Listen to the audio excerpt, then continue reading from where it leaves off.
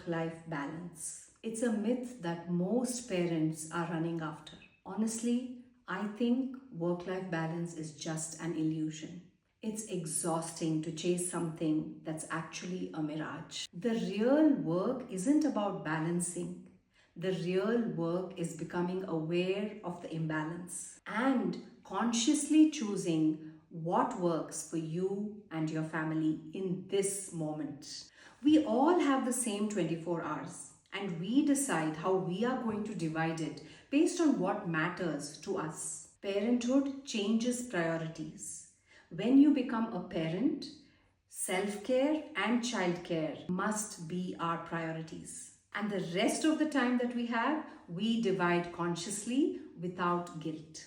And if we have a pressure list that includes cook the best meals, have the perfect body, get promoted at work, be emotionally available 24 bar 7, and raise a high achieving child, it is this never ending list that is exhausting us. It is the impossible expectations that we have on ourselves and our children that is draining us of our energy. When my daughters were very little, if I managed to do a few rounds of Surya Namaskar, I was really grateful for that. That was enough for that season. And when our girls were in high school, our social life took a backseat. And that was the imbalance for that season. And now my daughters have grown up and yet I see imbalance. Recently, when I lost my father, I needed to give more attention to my mental health.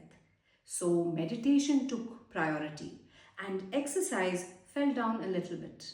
And as I'm integrating my grief, I am seeing the imbalance of exercise and consciously choosing to give myself those moments of movement that I need. And so every season brings with it its own imbalance, and consciously looking at the imbalance makes us choose wisely for that moment. Balance doesn't have to be a daily thing.